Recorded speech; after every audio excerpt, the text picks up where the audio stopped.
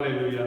आइए हम सब मिलके परमेश्वर के नाम के एक गीत गाएंगे, परमेश्वर के नाम की जय जयकार करेंगे। हम जो गीत गाते हैं आप सबको आता है, हम सब मिलके परमेश्वर के नाम की जय जयकार करेंगे। हालेलुया।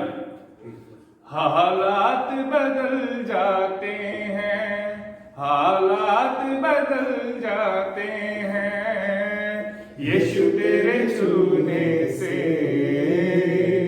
यीशु तेरे छूने से,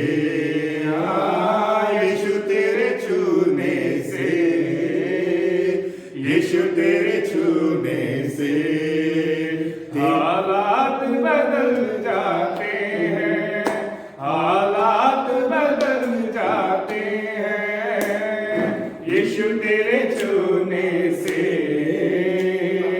यीशु तेरे छूने से, यीशु तेरे छूने से, यीशु तेरे छूने से, तेरे छूने से, तेरे छूने से, तेरे छूने से, छूने से, छूने से, तेरे छूने से, तेरे छूने से, तेरे छूने से, छूने से, छूने से हालात बदल जाते हैं, हालात बदल जाते हैं, यीशु तेरे छूने से, यीशु तेरे छूने से, यीशु तेरे छूने से, यीशु तेरे छूने से। Hallelujah, hallelujah, hallelujah, hallelujah, hallelujah, hallelujah, hallelujah, hallelujah.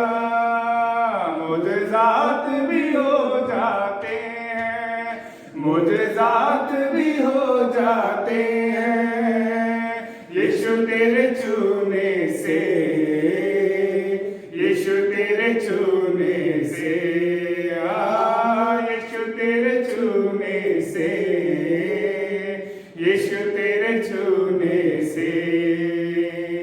याईर की बेटी को यीशु ने जिंदा किया,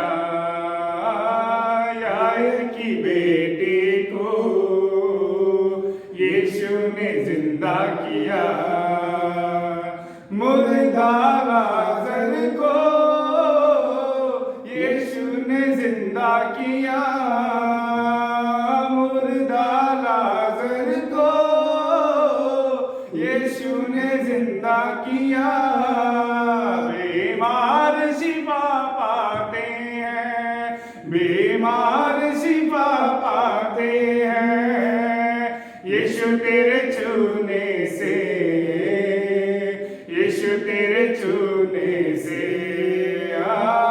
यीशु तेरे छूने से, यीशु तेरे छूने से।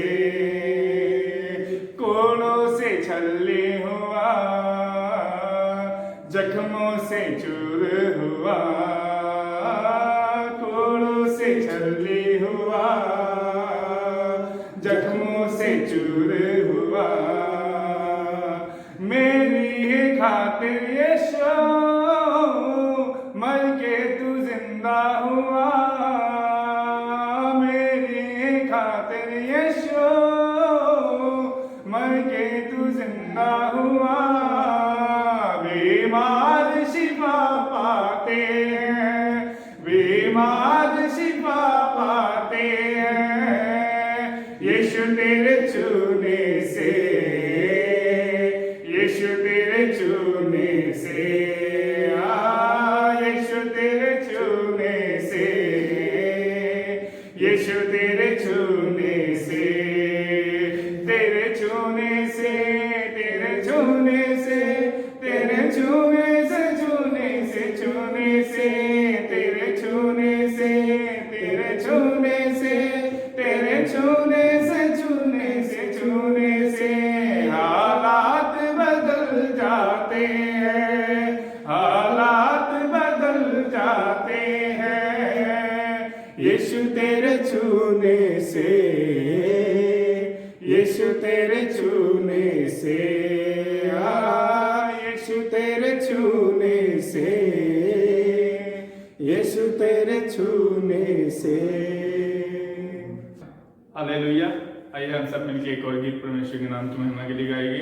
आप सबको ये गीत आता है, बड़ी भोर तेरे दर्शन को मैं। हालेलुया। बड़ी भोर तेरे दर्शन को मैं चरणों में आता हूँ, आराधना स्तुति और प्रशंसा पिता को चढ़ाता हूँ।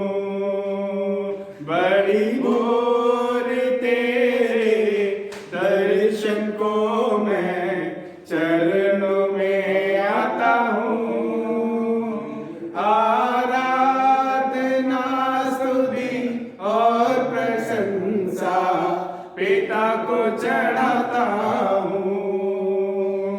आराधना आराधना आराधना आराधना मेरे यीशु राजा की, पवित्र आत्मा प्रभु की, मेरे यीशु राजा की, पवित्र आत्मा प्रभु की।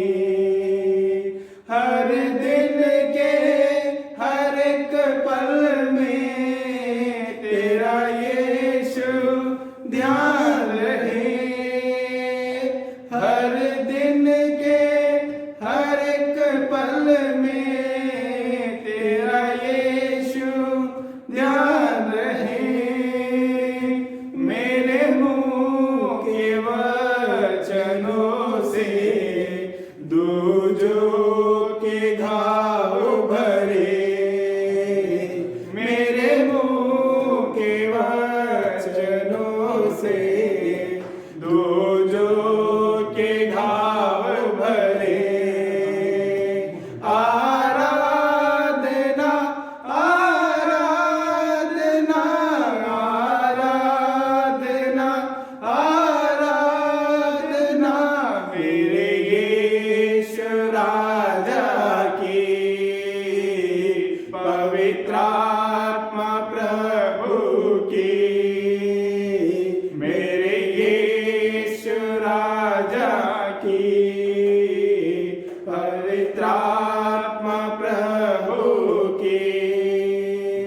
तेरी इच्छा तेरी चाहत मेरा मन सबल करे। तेरी इच्छा तेरी चाहत मेरा मन सबल करे। उठो प्रार्थना वीर बनकर हर पल को सफल करे। उठो प्रार्थना वीर बनकर हर पल को सफल करे। आराधना आराधना आराधना आराधना मेरे यीशु राजा की, पवित्र आत्मा प्रभु की, मेरे यीशु राजा की, पवित्र आत्मा प्रभु की। कलाम को सुनाना मेरा मकसद होना है। कलाम को सुनाना मेरा मकसद होना है। तेरे नाम को सुनाने पूरे देश में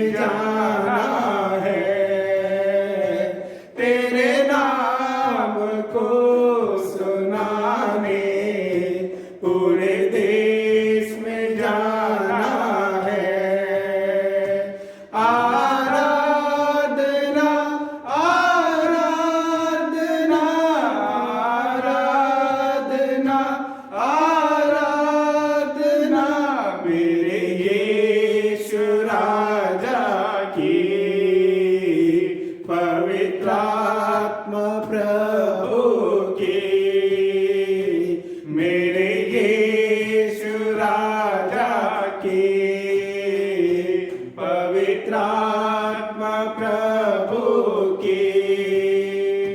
मैंने खुद को चढ़ाया है पावन बलिदान बना के, मैंने खुद को चढ़ाया है पावन बलिदान बना के। अब तू ही मुझको चलाना, अभिषेक देते रहना। अब तू ही मुझको चलाना, अभिषेक देते रहना। आराधना आराधना आराधना आराधना मेरे यीशु राजा की, पवित्र आत्मा प्रभु की, मेरे यीशु राजा की, पवित्र आत्मा प्रभु की। हालेलुया। आइए हम सब मिलके गीत गाएं। भजने के लिए सृजे गए हम, सब मिलके गाएंगे। भजने के लिए सृजे गए हम, आते तेरे पास, लाते हृदय हम, करते तेरी हम उपासना, साधना आराधना। भजने के लिए सृजे गए हम, आते तेरे पास, लाते हृदय हम, करते तेरी हम उपासना, साधना आराधना। आदि में था वचन, वचन वचन परमेश्वर के संग, वचन परमेश्वर ही था। सब कुछ हुआ वचन द्वारा,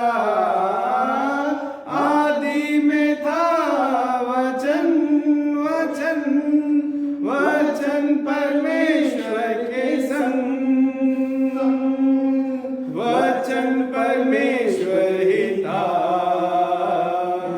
सब कुछ हुआ वचन द्वारा, महिमा सामर्थ आदर के योग्य मेरा प्रभु यीशु। महिमा सामर्थ आदर के योग्य मेरा प्रभु यीशु। भजने के लिए सृजे गए हम, आते तेरे पास, लाते हृदय हम, करते तेरी हम उपासना, साधना आराधना। आकाश और पृथ्वी बनाया बनाया, सारे जग को रचाया, मुझको भी अपने स्वरूप में इंसान करके बनाया। आकाश और पृथ्वी बनाया बनाया, सारे जग को रचाया, मुझको भी अपने स्वरूप में इंसान करके बनाया। महिमा समर्थ आदर के योग्य मेरा प्रभु यीशु। महिमा समर्थ आदर के योग्य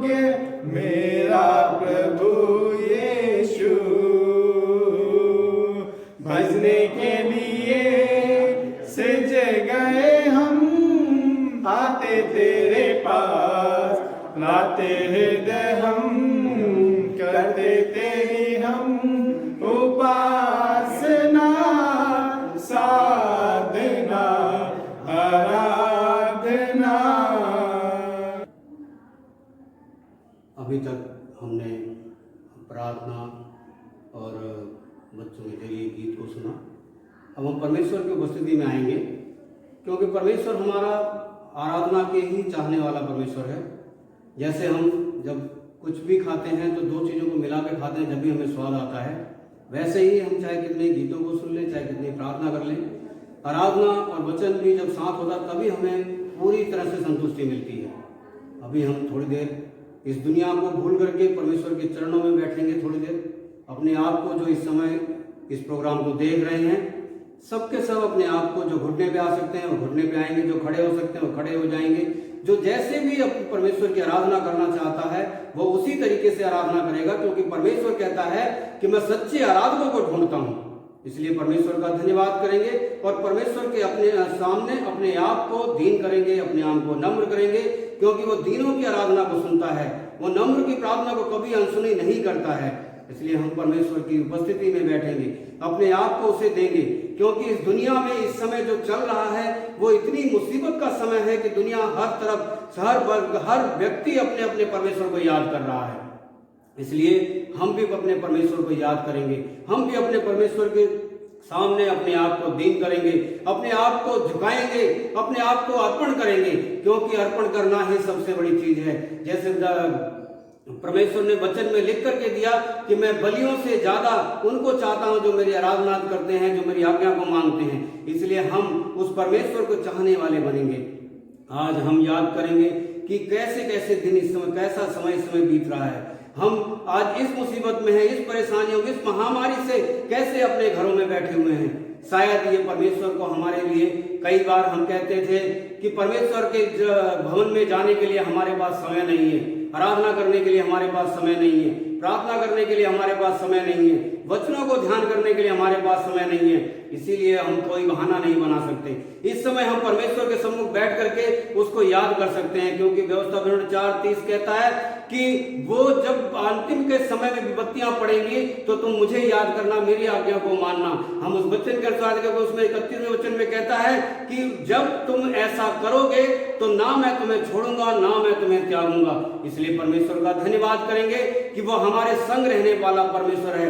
वो 1-2 मिनट नहीं, एक जीवन नहीं, एक समय नहीं, वो जगत के अंत तक हमारे साथ रहने वाला परमेश्वर है। उस परमेश्वर को याद करते हैं जब तब तक वो हमारे बीच में आता है, क्योंकि वचन कहता है जहां 2 या 3 व्यक्ति एक मन होकर मेरे नाम को लेते हैं उनके बीच में मौजूद होता हूं। आपके परिवार में 2 लोग भी हो सकते हैं, आपके परिवार में 4 लोग भी हो सकते हैं, आपके परिवार में 10 लोग भी हो सकते हैं। अगर वो एक साथ बैठ करके आज परमेश्वर की आराधना करेंगे, आज परमेश्वर को बुलाएंगे, तो वो उनके बीच में आएगा और परमेश्वर आज ही उन सबको अपनी पवित्र आत्मा से भरेगा, क्योंकि पवित्र आत्मा के बगैर हम उसे यीशु नहीं कह सकते, उसे प्रभु नहीं कह सकते। इसलिए हम सब जो भी इस प्रोग्राम को इस समय संडे को देख रहा है, एक एक व्यक्ति परमेश्वर से कहा, परमेश्वर के सामने घुटनों पे आएगा और वो परमेश्वर को कहेगा, हे प्रभु एक बार हमारी ओर दृष्टि को कर, क्योंकि इस समय दुनिया मुसीबत में है। और हे प्रभु तूने पुत्र को जैसे हमारे छुटकारे के लिए भेजा था, वैसे एक बार और हमारी इस मुसीबत से हमें छुटकारा दे, क्योंकि बाइबल कहती है यदि पुत्र तुम्हें स्वतंत्र करेगा तो तुम सचमुच स्वतंत्र हो जाओगे। छुटकारा सिर्फ प्रभु यीशु मसीह के द्वारा है, चाहे पापों से हो, चाहे श्रापों से हो, चाहे बीमारियों से हो। उसने कभी नहीं चाहा कि हम कोई नाश हो, क्योंकि वो हमारे जीवन में काम करने वाला परमेश्वर है। इसलिए हमें उसे छूना है, हमें उसे महसूस करना है, हमें उसे देखना है, क्योंकि हमारा परमेश्वर तो ऐसा नहीं है कि जो हमारी प्रार्थना को अनसुना कर दे। वो कहता है, दाऊद जैसे कहता है कि वो प्रार्थना का सुनने वाला परमेश्वर है और सुन करके वो अनसुना नहीं करता है। वो कहता है कि मैं तुम्हारी प्रार्थना का उत्तर भी देने वाला परमेश्वर हूँ। वो आज ही आपको उत्तर देगा। आप किस मुसीबत में हैं, क्या चीज की कमी है आपके पास, उसके सामने अपने आप को दिल खोल के कीजिए, क्योंकि बिलाप गीत 2:19 में आप पढ़ के देखिए, वो कहता है कि मैं अपनी बातों को धारा के समान परमेश्वर को कहूंगा।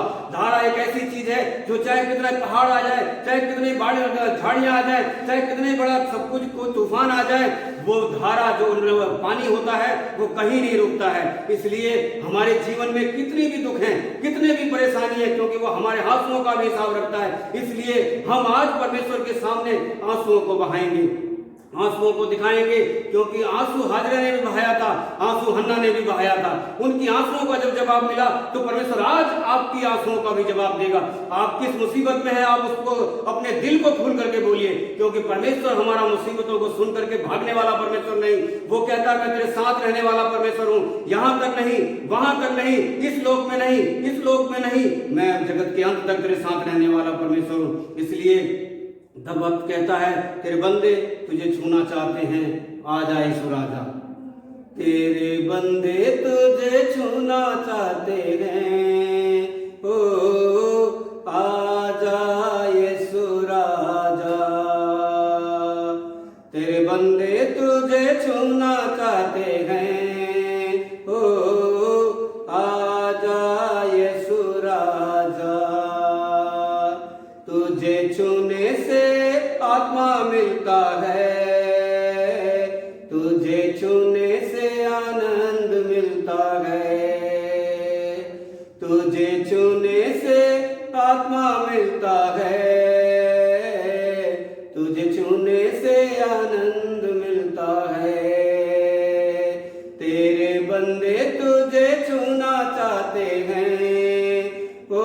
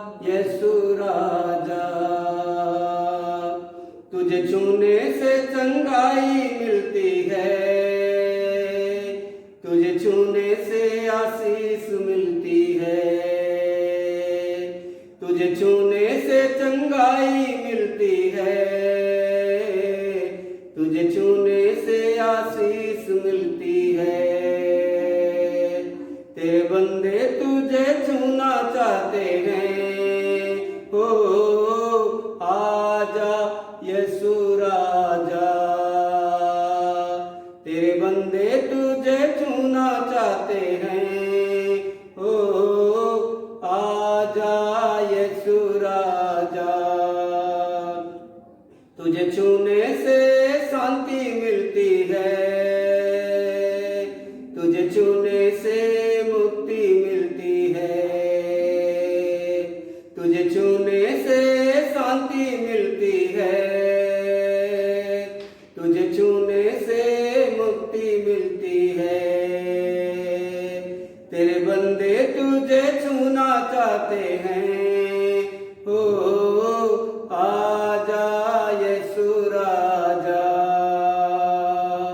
तेरे बंदे तुझे छूना चाहते हैं, ओ आजा यीशु राजा। तुझे छूने से बंधन खुलते हैं, तुझे छूने से छुटकारा मिलता है, तुझे छूने से बंधन खुलते हैं, तुझे छूने से छुटकारा मिलता है। तेरे बंदे तुझे छूना चाहते हैं, ओ आजा यीशु राजा। हालेलुया हालेलुया हालेलुया, ओ हाले हालेलुया, हालेलुया हालेलुया हालेलुया, ओ हाले हालेलुया।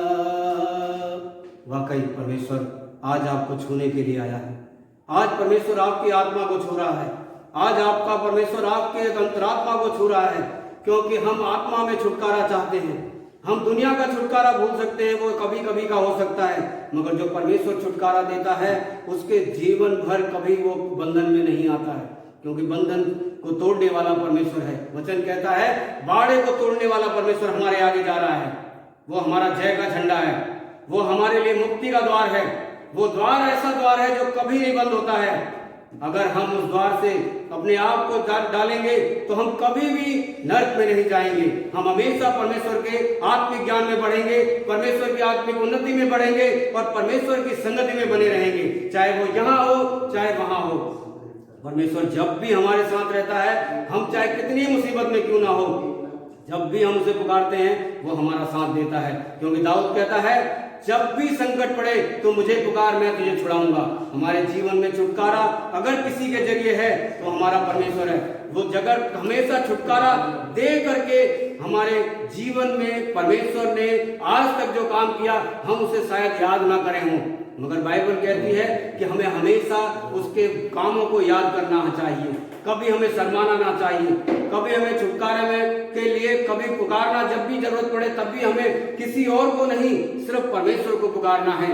क्योंकि जब भी उसने यहोशापात को जरूरत पड़ी, जब उसे चारों तरफ से परेशानियों ने घेरा, तो उसने किसी को नहीं, सिर्फ अपने परमेश्वर को याद किया। वो ऐसा परमेश्वर है जो हमें छुटकारा दे सकता है। उसने यहोशापात को जब बगैर लड़ाई के इतना छुटकारा दिया, तो हमें इस विपत्ति से, इस महामारी से भी छुटकारा देगा। वो खाली हमें नहीं, हमें जब भी हम लोग उसे बुलाएंगे, हमारे देश को छुटकारा देगा, हमारे शहर को छुटकारा देगा, हमारे घर को छुटकारा देगा, हमारी आत्मा को छुटकारा देगा।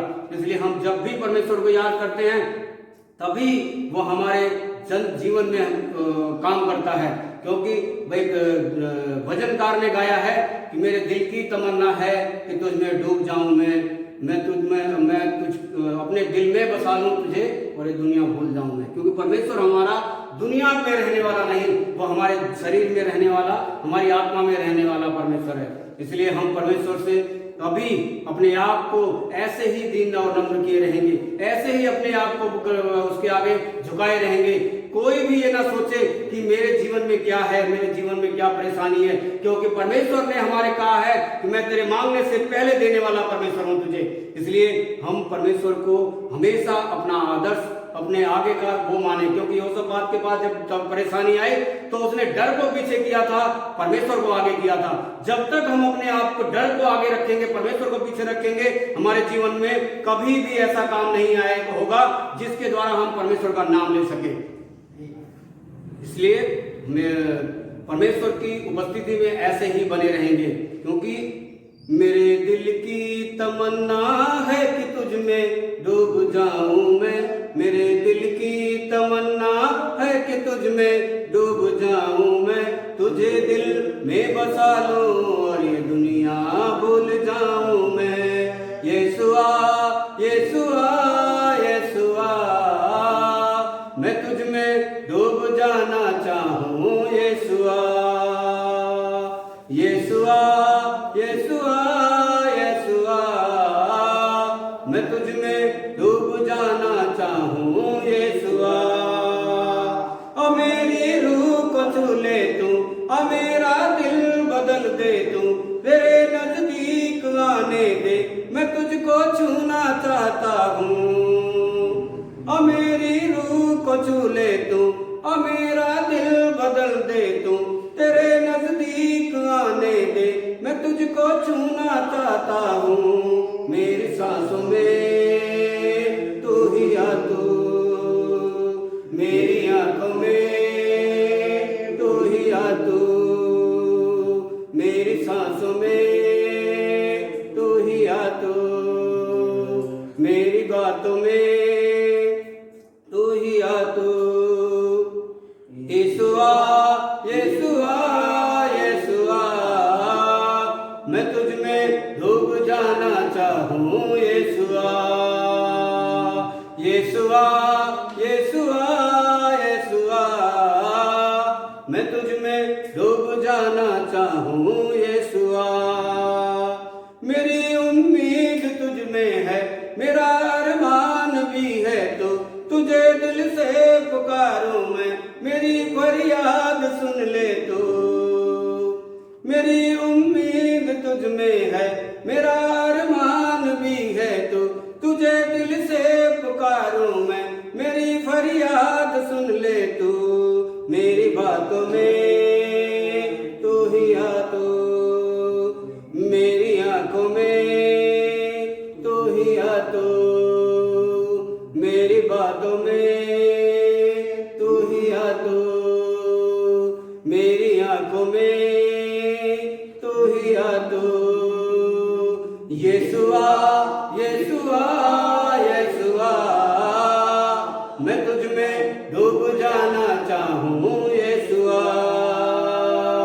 यीशुआ यीशुआ यीशुआ, मैं तुझ में डूब जाना चाहूँ यीशुआ। हम परमेश्वर से अब तक देखा, हमने परमेश्वर आपकी उपस्थिति में आया, परमेश्वर ने आप सबको छुआ, परमेश्वर हमारे बीच में आया, इसके लिए हम परमेश्वर का करोड़ों करोड़ों धन्यवाद करेंगे यीशु के नाम से सुन और कबूल कर, आमीन। எல்லோரும் சந்தோஷமா இருக்கிறீர்களா? सब लोग खुश हो क्या? எல்லோரும் சந்தோஷமா தான் இருக்கிறீர்கள் இல்லையா? आप सब खुशी के साथ ही हो। 45 நாட்களாக வீட்டிலே உட்கார்ந்து சந்தோஷமா இருக்கிறீர்கள்। 45 दिन आराम से घर पे बैठे हो तो आपको खुशी हुई रहेगी। தேவன் எது செய்தாலும் நன்மைக்கு ஏதுவாய்த்தான் செய்கிறார்। और परमेश्वर जो भी कुछ करता है वो भलाई के काम ही करता है। இந்த காலை வேளையிலே கூட நான் சிந்தித்துக் கொண்டிருந்தேன்। आज सुबह के समय पे मैं सोच रहा था, இந்த கொரோனா வைரஸ் வந்ததினாலே ये कोरोना वायरस जो आया है, ஒரு புறத்திலே அழிவு இருந்தாலும் एक तरफ से नाश हो रहा है, மற்றொரு புறத்திலே பார்க்கும் பொழுது मगर दूसरी तरफ हम देखा जाए तो கிறிஸ்தவர்களாகிய நமக்கு தேவன் எவ்வளவு நேரத்தை கொடுத்திருக்கிறார்। और मसीह के जितने भी मसीह के लोग हैं, परमेश्वर ने कितने टाइमों को हमको दे रखा है ஜெபிப்பதற்கு, प्रार्थना करने के लिए, வேதத்தை வாசிப்பதற்கு, बाइबल को पढ़ने के लिए குடும்பத்தோடு கூட இருப்பதற்கு, और परिवार के साथ रहने के लिए பிள்ளைகளோடு கூட காணப்படுவதற்கு, और बच्चों के साथ खेलने के लिए। குடும்பமாக பல நாட்களாக இப்படிப்பட்ட ஒரு தருணம் கிடைக்கவில்லை। और मतलब इतने दिन के बाद हमको कभी ऐसा टाइम नहीं मिला होगा परिवार के साथ हमको अपने टाइम को स्पेंड करने के இந்த लिए। வைரஸ் வந்ததினாலே தான் और ये जो महामारी आने के लिए ही தேவன் நமக்கு ஒரே இடத்திலே அமர்ந்து அவரையே பார்க்கிற கிருபை கொடுத்தார்। और परमेश्वर ने एक ही जगह पे रहकर उनके गुणगान को गाने के लिए परमेश्वर ने एक अच्छा मौका दिया है। இன்றைக்கு பல காரியத்தை நாம் கேட்கிறோம்। अभी हम आज के समय पर हम बहुत प्रकार की न्यूज को हम सुन रहे हैं, நாங்கள் குடும்பமாக இப்பொழுது ஜெபிக்கிறோம்। हम परिवार के साथ प्रार्थना कर रहे हैं அதிக மணி துளி தேவனுக்கு என்று கொடுக்க और ज्यादा से ज्यादा हम परमेश्वर के लिए प्रार्थना कर रहे हैं। வேதத்தை வாசிக்க முடிகிறது। हम पवित्र कलाम को बहुत अच्छी तरह हमको पढ़ पा रहे हैं। இன்றைக்கும் 2-3 சகோதரர்கள் என்னிடத்திலே வந்து சொல்லி சென்றார்கள்। और आज भी 2 भाई मेरे पास आकर बोल के गए। ஒரு புறத்திலே வருமானம் வருமோ வராதோ அது தெரியாது। एक तरफ से मेरे को पैसा आ रहा है, बिजनेस आ रहा है या नहीं आ रहा मुझे नहीं पता, ஆனாலும் கூட கர்த்தருக்குள் மகிழ்ச்சியாய் तब भी मैं परमेश्वर के साथ मगन हूँ। हे मेरे बेटे, நீ ஏன் வியாகுலப்படுகிறாய்? तू क्यों व्याकुल हो रहा है? நீ கடன்காரனாய் நாளை பொழுது விடியும் பொழுது நீ கடன்காரனாய் இருக்க जब ये सूरज उगेगा, जब तू उधार वाला नहीं बनेगा, நீ என் நாமத்தை மகிமைப்படு। तू मेरे नाम की महिमा कर। யார் பேசுகிறது என்று தெரியவில்லை। वो सोच रहे कौन बात कर रहा है मेरे पास, மீண்டும் தனக்கு வந்ததான காரியத்தை நினைத்து நினைத்து அவர் குழம்பி और दोबारा उसी बात को सोच सोच कर व्याकुल होने யார் लगा। பேசுகிறது? कौन ये बात कर रहा है? என்னை நேசிக்கிற இயேசு நானே என்று சொன்னார்। उन्होंने बोला मैं तुझसे प्रेम करने वाला यीशु मसीह हूँ। அந்த வார்த்தை அவருடைய உள்ளத்திலே ஒரு சமாதானத்தை கொண்டு और वो बात, वो शब्द उनकी हृदय में एक समाधान, एक मतलब एक अच्छा हुआ उनको। அதுவரையிலும் 15 லட்சம் அவர் கொடுக்க வேண்டும்। उसी समय पर 15 लाख उनको देना था। அவர் சொல்லுகிறார், वो बोल रहे हैं நாளை பொழுது விடியும் பொழுது जब वो सूरज उगेगा, நீ जब கடன்காரனாய் இருக்க மாட்டாய்। तो उद्धार वाला नहीं होगा। ஒன்றும் புரியவே இல்லை। उनको समझ ही नहीं आ रहा। பொழுது விடிந்தது। और जब दिन हुआ, கடன் கொடுக்கறதுக்காக ஒரு நபர் வந்து கார் சத்தம் கேட்கிறது। जो और कार की साउंड आ रहा है, जो उधार लेने वाला आ रहा, वो आ ही रहा है। என்ன பதில் சொல்லணும்னு ஒன்றும் தெரியவில்லை। क्या मुझे बात करना, मुझे समझ ही नहीं आ रहा। நேராக வந்தார், वो सीधा आया, அவருக்கு ஒரு குட் மார்னிங் போட்டார்। उन्होंने गुड मॉर्निंग बोला। சார் எங்களோடு கூட நீங்கள் ஏவிஎம் ஸ்டுடியோக்கு வர வேண்டும்। वो कह रहे कि भाई तू आजा मेरे साथ AVM स्टूडियो में आ। ஒரு ஒன்றும் புரியாதவரை போனார்। और उनको समझ ही नहीं आया, वो सीधा चले गए, कार में बैठ गए। அதாவது அவருடைய கார், இவருடைய காரெல்லாம் வித்து விட்டார்। और क्योंकि उनके पास कार था, जितना कार था वो सारा बेच चुका है, उनके कार में बैठ के चले गए। நேரே ஸ்டுடியோக்கு போகும்போது அங்க ப்ரொடியூசர்ஸ் எல்லாம் உட்கார்ந்து இருக்காங்க। और सीधा वहां पर AVM में जाके चले गए तो पूरे प्रोड्यूसर बहुत बड़े बड़े थे। ஒரு வெட்கத்தோடு கூட அங்க போய் நின்றார்। और ये पूरे व्याकुल के साथ, मतलब पूरे लज्जित के साथ वो बैठ गए थे वहां पर। இவரை அழைத்து சென்ற நபர் சொன்னார், और जो लेके गए वो बोले भाई, இவரிடத்துல கொடுக்க வேண்டிய நிலை இல்லவே இல்லை। और इनको तो देने की स्थिति तो है ही नहीं। எனவே எல்லாரும் சேர்ந்து 15 லட்சம் இவரிடம் வாங்க வேண்டும்। और सारा 15 लाख इनसे लेना है। எனவே இவருடைய காரியங்கள் எல்லாவற்றையும் பார்க்கப்படும் பொழுது और इनकी सारी स्थिति को देखेंगे तो கொடுக்க முடியாத ஒரு சூழ்நிலை। एक नहीं दे सकते स्थिति எனவே है। நாம் இவரை என்ன செய்வோம்? इसलिए விட்டு விடுவோம் इसलिए हमको क्या करना है, इनको छोड़ देते हैं। என்று எல்லோரும் சொன்னார்கள்। सब लोग बोले, தூக்கி வாரி போட்டது அவருக்கு। वो मतलब उनको तो अचंभ हुआ। கர்த்தர் சொன்னார், परमेश्वर ने बोला, நாளை பொழுது விடியும் பொழுது जब सुबह होगा நீ கடன்காரனா இருக்க तो மாட்டாய். उधार वाला नहीं रहेगा, அதே வட்டமாக वैसे ही உன்னுடைய கடன்கள் எல்லாம் மன்னிக்கப்பட்டது. और सारा उधार माफ हुआ। என் அன்புக்குரிய தேவஜனமே, मेरे प्यारे मसीह के लोगों, उस दिन से நாள் வரைகள் आज तक கர்த்தருடைய நாமத்தை அவர் மகிமைப்படுத்திக் கொண்டார். परमेश्वर के नाम को वो महिमा करते रह रहे हैं। இதுதான் நம்முடைய தேவன். यही मेरा परमेश्वर है। வெட்கப்படத்தக்க வண்ணமாக அவர் விட்டு வேடிக்கை பார்க்கிறவர். आपको लज्जित होकर परमेश्वर सामने से देखने वाला परमेश्वर नहीं है। தாவீது ராஜாவுடைய அனுபவத்தை பார்க்க வேண்டும். दाऊद के जो अनुभव को देखेंगे तो, அவன் தாவீது ராஜாவாவதற்கு और முன்பு जब दाऊद राजा होने से पहले அவருடைய வாழ்க்கையிலே उनके जीवन में கோலியாத்தை சந்திக்க வேண்டிய நிலை வந்தது. और गोलियत के सामने वो युद्ध करने के लिए रहा, இவன் யுத்தத்திலே தேர்ந்தவன் அல்ல. और युद्ध में वो एक अच्छा युद्ध वाला नहीं था। இந்த கோலியாத்தோ वो गोलियत உயரமாய் காணப்படுகிற ஒரு மனிதன். एक वो बहुत लंबा चौड़ा एक व्यक्ति है, அவரை பார்க்கதாலே ஜனங்கள் நடுங்கிக் கொண்டிருக்கிறார்கள். और उसको देखते ही मतलब पूरे कांप लेते, पूरे डर जाते हैं वो लोग सारे। ஆனால்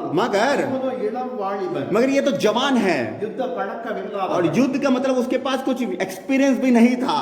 வயதிலும் சரி உருவத்திலும் சரி वो छोटे से भी हो या मतलब मोटापे से भी हो, கோலியாத்துக்கு முன்பாக போய் நின்றால் இவன் ஒரு குழந்தை மாதிரி தான் और தோன்றும். गोलियत के सामने हो तो छोटा सा नन्हा सा बच्चा है, दिखता है। இந்த விதத்திலும் ऐसी स्थिति में भी கோலியாத்தை மேற்கொள்ள அவனால் முடிந்தது. और गोलियत में युद्ध करने के लिए वो उससे हुआ, ஆனாலும் சூழ்நிலை பார்க்க போது முடியாத ஒரு क्योंकि காரியம். मतलब स्थिति देखेंगे तो वैसे नहीं हो पाएगा।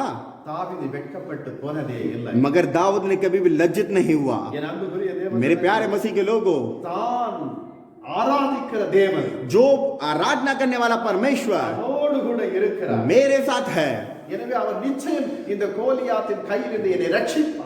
और अवश्य इस गोलियत के सामने परमेश्वर मुझे ऊंचा करेगा। சூழ்நிலையை ஜெயிக்க முடியாத நிலைதான், स्तुति में वहां पर जो स्थिति है उसमें हम जीत नहीं सकते, வெட்கப்பட்டு போகிற நிலை. और मतलब लज्जित होने का समय है। தாவீது வெட்கப்பட்டு போவார். मगर दाऊद कभी लज्जित नहीं हुआ, கர்த்தரை சார்ந்து இருந்தார். क्योंकि परमेश्वर उसके साथ था। கர்த்தர் அவனுக்காக ஒரு யுத்தம் செய்தார். परमेश्वर उसके लिए युद्ध किया, கர்த்தர் அவனுக்காக எல்லாவற்றையும் செய்து முடித்தார். परमेश्वर उसके लिए सब कुछ किया।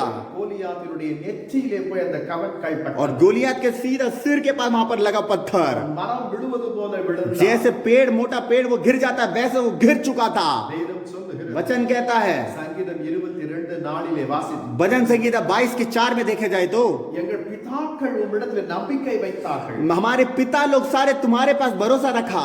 நம்பின அவர்களை நீ விடுவித்தீர். जो जिस पर आपने भरोसा रखा उनको आपने छुटकारा दिया है। எசேக்கியா ராஜாவுடைய வாழ்க்கையை கூட एसेकिएल राजा के उनके जीवन में भी பார்க்கப்படும் பொழுது देखा जाए तो அவரை குறித்து வேதம் சொல்லுகிறது. उनके जरिए जो वचन कहता है, இஸ்ரவேல் தேவனாய கர்த்தர் மேல் வைத்த நம்பிக்கை इसराइल का परमेश्वर पर जो भरोसा रखा है, அவருக்கு முன்னும் அவருக்கு பின்னும் இருந்த யூதாவின் ராஜாக்கள் எல்லாம் उनके आगे पीछे सब यहूदा के राजा भी அவரை போல ஒருவனும் இருந்தது இல்லை என்று उनके जैसा कोई भी नहीं था करके कह रहे हैं। எசேக்கியா ராஜா கர்த்தர் மீது அவ்வளவு நம்பிக்கை வைத்தார். एसेकिएल राजा ने अपने परमेश्वर पे इतना भरोसा रखा। அவருடைய நம்பிக்கைக்கு பல சோதனைகள் வந்தன, उनके भरोसे में कितने प्रकार की मतलब वेदनाएं आई है பல பரீட்சைகள் और வந்தன. परीक्षा भी आई है।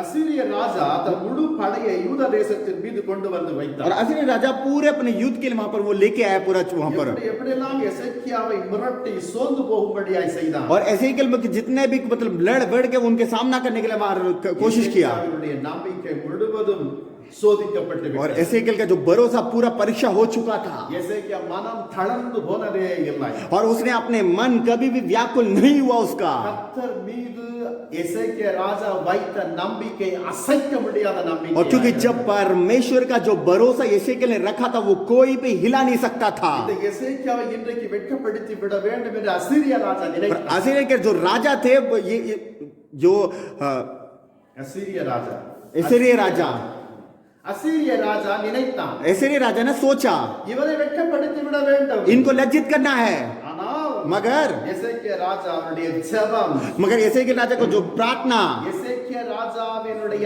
நம்பிக்கை, और एसेकिएल राजा का जो भरोसा தேவன் கைவிடவே இல்லை. परमेश्वर ने कभी भी छोड़ा नहीं। வேதம் சொல்லுகிறது, वचन कहता है ஏசாயா 37 அதிகாரம் ईसाई की पुस्तक 37वें अध्याय में 16வது வசனத்தை வாசித்து பார்த்தால் உங்களுக்கு ஒரு உண்மை 16वां விளங்கும். वचन में अच्छी तरह पढ़ के देखें तो आपको समझ आएगा। வீட்டில் போய் வாசித்து பாருங்க. घर पे जाके पढ़ के देखिए, கர்த்தர் அந்த ஜெபத்தை கேட்டார். परमेश्वर ने उनकी प्रार्थना को सुना, நம்முடைய தேவ தூதர்களிலே ஒருவனை அனுப்பினார். अपने स्वर्ग दूतों में से एक दूत को भेजा वहां पर। வேதம் சொல்லுகிறது, சொல்லுகிறது वचन कहता है, ஏசாயாவின் புத்தகத்திலே ईसाया की पुस्तक 37ஆம் அதிகாரத்தில் 37 के अध्याय में 36வது வார்த்தை और சொல்லுகிறது 36वां वचन कहता है, கர்த்தருடைய தூதன் புறப்பட்டு வந்து परमेश्वर का स्वर्गदूत वहां पर चल के आकर, அசீரிய ராஜா சேனைகளை கொண்டு வந்து நிறுத்தி जो வைத்திருந்தார் असीरिया राजा ने जितने भी दूतों को अपने लेके आया था अपने सब, 1,85,000 பேரை और சங்கரித்தார் 1,85,000 को उन्होंने नाश किया।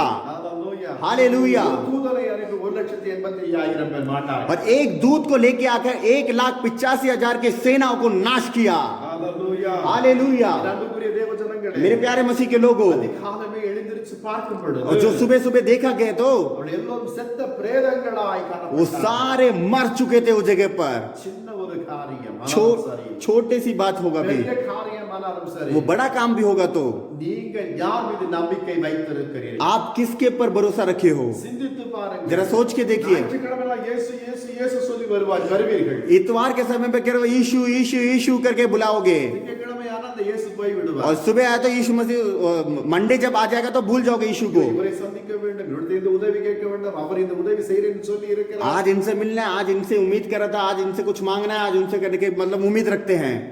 இதுதான் இன்றைய கிறிஸ்தவ வாழ்க்கை आज की मसीह की जिंदगी यही है। என் அன்புக்குரிய தேவஜனங்களே मेरे प्यारे मसीह के लोगों, சின்ன காரியமானாலும் சரி பெரிய காரியமானாலும் சரி छोटा काम हो या बड़ा काम हो, கர்த்தர் மீது பூரண விசுவாசம் வைத்திருப்பாயானால் परमेश्वर के साथ पूरे परिपूर्ण के साथ वो मतलब भरोसा रखोगे तो ஒருபோதும் உங்களை வெட்கப்படுத்தவே वो कभी भी आपको लज्जित नहीं करेगा। Hallelujah hallelujah. Hallelujah hallelujah. ஆபத்து காலத்திலே வெட்கப்பட்டு போகாமல் जो मतलब जो मुश्किल के समय पर आप लज्जित नहीं होने के लिए, பஞ்ச காலத்திலே நீ திருப்தி அடைவீர்கள் और मतलब कष्ट के समय पर आप तृप्त होगे। அப்படி என்றால் நாம் என்ன செய்ய வேண்டும் इसका मतलब क्या होगा? அவருடைய கற்பனைகளை எல்லாவற்றையும் கண்ணோக்கி பார்க்க வேண்டும் जितना भी परमेश्वर ने किया वो सारे याद करना है, நாம் ஒருபோது வெட்கப்பட்டு போக மாட்டோம் कभी भी लज्जित नहीं होंगे। வேதம் அதுதான் சொல்லுகிறது वचन यही कहता है। சங்கீதம் 119ஆம் அதிகாரத்திலே और भजन संहिता 119वां अध्याय में 6வது வார்த்தை சொல்லுகிறது 6वां वचन कहता है, பல வேளையிலே நாம் எல்லாம் வேதத்தை வாசிக்கும் போது எப்படியோ ஒரு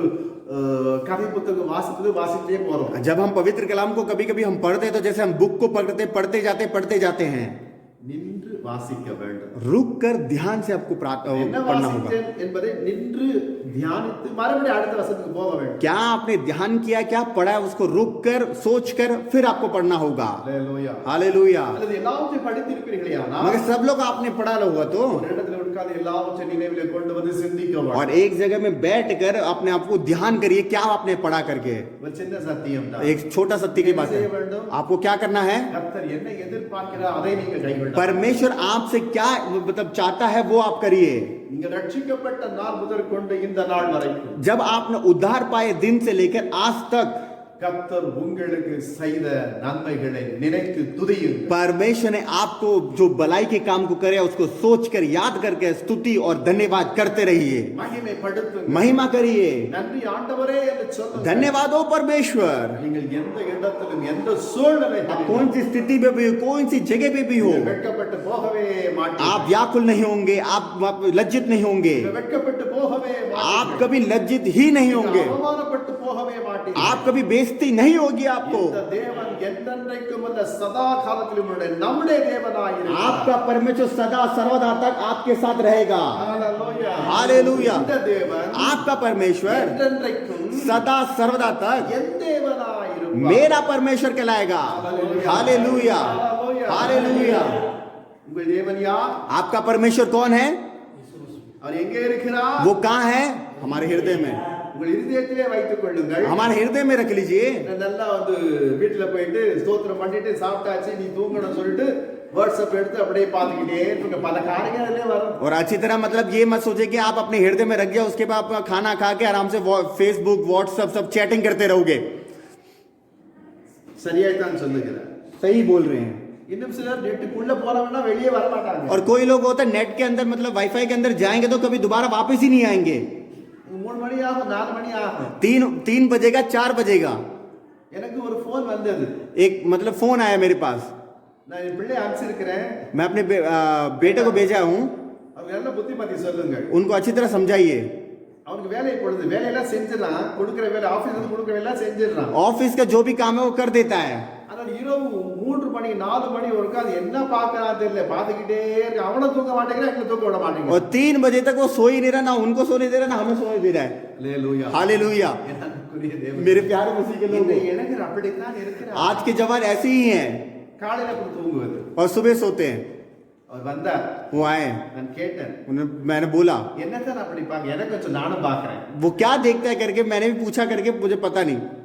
அப்படிலாம் ஒண்ணும் கிடையாதுப்பா. ऐसा कुछ नहीं है, பார்த்துக்கிட்டு இருப்பேன். ऐसे ही देखता हूँ. என் அன்புக்குரிய தேவனே, என்னிடத்துல நீ பொய் சொல்ல, அந்த இடத்துல பொய் சொல்ல முடியாது. मेरे से तो झूठ बोल सकता है, मगर परमेश्वर से झूठ नहीं बोल सकता. எல்லாவற்றையும் நீ கணக்கு கொடுக்க வேண்டும். सबके लिए हिसाब देना होगा, எல்லாவற்றையும் கணக்கு கொடுக்க வேண்டும். सबको आपको हिसाब देना होगा. நான் நன்மையான வார்த்தை பேசினாலும் கணக்கு கொடுக்க வேண்டும். मैं जो भलाई के काम को किया वो भी आपको हिसाब देना होगा. நான் பக்தி விருத்திக்கு இல்லாத ஒரு வார்த்தை பேசினாலும் நான் கணக்கு கொடுக்க வேண்டும். भक्ति के हिसाब से मैंने बात नहीं करा होगा, उसका भी हिसाब देना होगा. என் அன்புக்குரிய தேவனே, मेरे प्यारे मसीह के लोगों, நமக்கு கொடுக்கப்பட்டதான தருணம், நல்ல தருணம். हमको जो एक अच्छा स्थिति दे रखा है, எந்த அளவு கர்த்தரை துதிக்க வேண்டும் அந்த அளவு கர்த்தரை துதியே. कितना परमेश्वर को स्तुति करना है उतना स्तुति करिए. நன்றி செலுத்துங்கள். धन्यवाद करना है तो धन्यवाद करिए.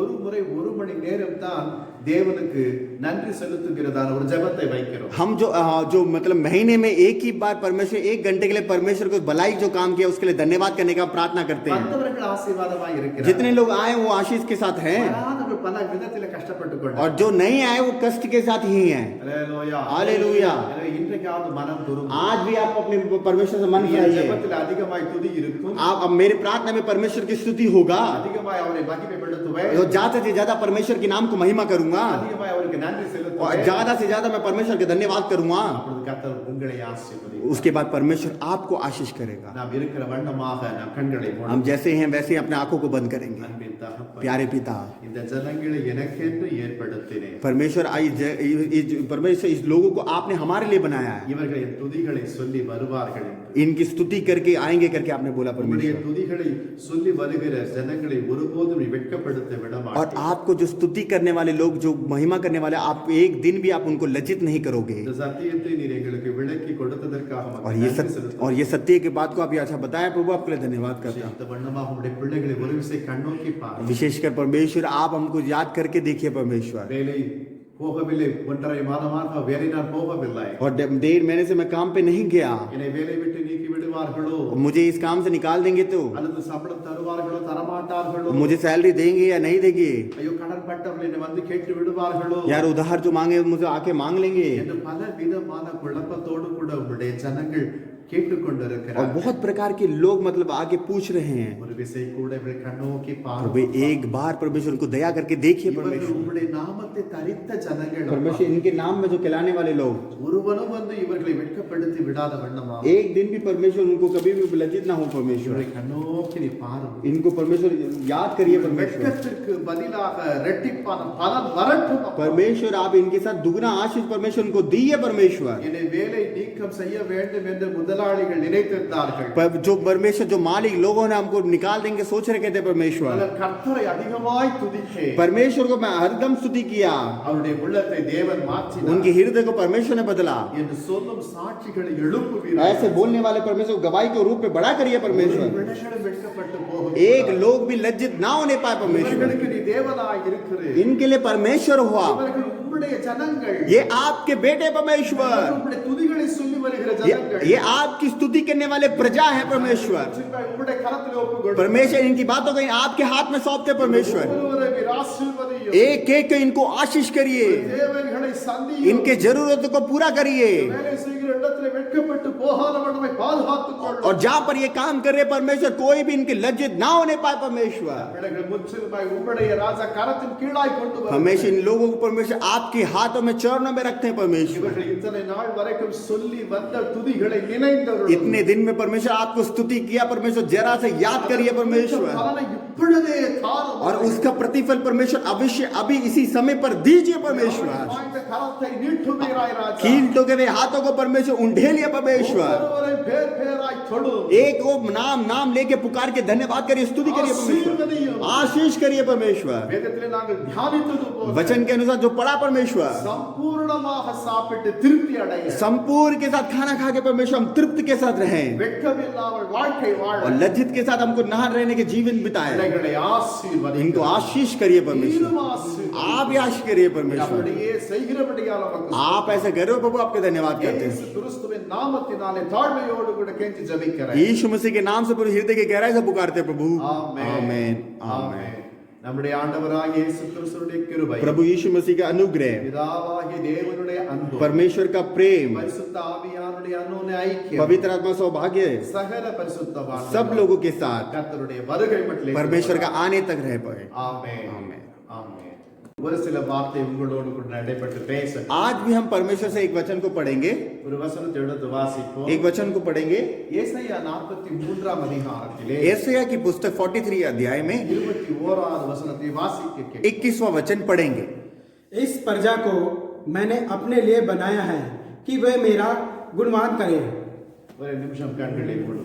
एक मिनट के लिए प्रार्थना करेंगे। அன்பின் தகப்பனே, मेरे प्यारे पिता, நீ சொன்ன இந்த நல்ல வார்த்தைக்காக உமக்கு நன்றி செலுத்துகிறேன்। और आपने एक अच्छा वचन को हमको दिया प्रभु, आपके लिए धन्यवाद करते हैं। இந்த ஜனத்தை எனக்கென்று ஏற்படுத்தினேன், ये प्रजा मेरे लिए आपने बनाया प्रभु, இவர்கள் என் துதிகளை சொல்லி வருவார்। और ये मेरी महिमा को गुणगान करेंगे। தகப்பனே, இந்நாட்களிலும் நாங்கள் அதைத்தான் அதிகமாய் செய்து और கொண்டிருக்கிறோம்। परमेश्वर आज भी परमेश्वर हम ऐसे ही आपकी महिमा को कर रहे हैं। கொஞ்ச நேரம் இந்த வேதத்தை வாசனத்தை வைத்து நாங்கள் தியானிக்க பரிசுத்த ஆவியானவரே எங்களுக்கு உதவி செய்யும்। और थोड़ी देर इस वचन के अनुसार परमेश्वर आप हमसे बात करने के लिए आप हमको सहायता करिए परमेश्वर। முற்றிலும் உம்முடைய கரத்தில் ஒப்புக்கொள்கிறோம்। सब लोग आपके हाथ में सौंपते हैं। இயேசு கிறிஸ்துவின் நாமத்தில் பிதாவே, यीशु मसीह के नाम से पिता, ஆமென்। आमीन।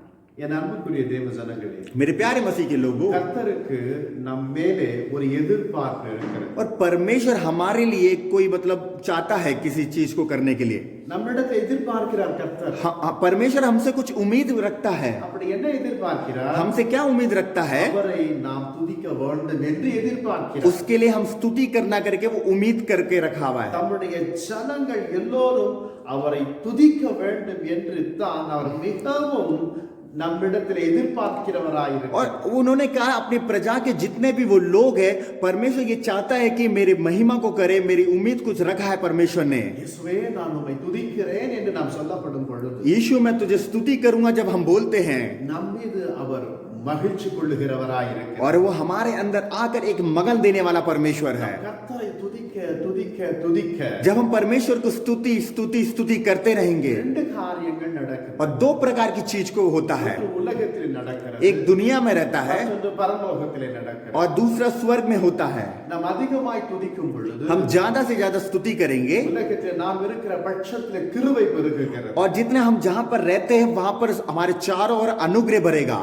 பரலோகத்திலே और परलोक में தேவன் மகிழ்கிறார்। और परमेश्वर खुशी होता है और मगन होता है। தேவன் எதற்காக மகிழ்கிறார்? परमेश्वर क्यों मगन हो रहा है? என்று அவரை பார்த்து கொண்டிருக்கிற தூதர்கள் वो जब देख रहे हैं स्वर्गदूत, உலகத்திலே மனிதன் துதிக்கிற துதியை கண்டு தேவன் மகிழ்ச்சி அடைகிறார்। और मनुष्य में जितने भी परमेश्वर की स्तुति महिमा करते ऊपर परमेश्वर स्वर्ग से मगन होते हैं, அதை காண்கிற தூதர்களும் மகா மகிழ்ச்சியாய் और காணப்படுகிறார்। उसको लगातार देखते तो स्वर्गदूत वो भी मगन होते हैं। நீங்கள் துதிக்கிற ஒரு துதியின் நிமித்தம் आप जो स्तुति करते हो उसके जरिए, பரலோகமே முற்றிலும் மகிழ்ச்சி और அடைகிறது। पूरा स्वर्ग पूरा खुशी मनाता है। அதே வண்ணமாய் பூலோகத்திலும் கிருபையின் மேல் கிருபை பெருகத்தக்க வண்ணமாய் और वैसे इस भूमि में परमेश्वर जहां पर महिमा करता है वहां पर अनुग्रह ही अनुग्रह मिलता है। இன்றைய சூழ்நிலைகளிலே அரசியல் கட்சி தலைவர்கள் தங்கள் தலைவனை அதிகமாய் புகழ்ந்து துதித்து और உயர்த்துகிறார்। आज के समय पर जो दुनिया में राजनीति चल रही है, सारे अपनी मंत्रियों को ज्यादा स्तुति करते, प्रसन्न करते, उनको खुश रखना चाहते हैं।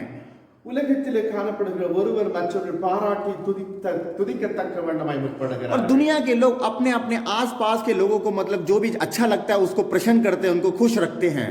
ஒரு காதலன் தன் காதலியை அவ்வளவாய் துதிக்கிறார்। और जो प्यार करता है एक लड़का, वो एक लड़की को बहुत प्यार करता है, காரணம் இது அவர்களுக்கு பிடிக்கிறது। क्योंकि उन दोनों को पसंद है।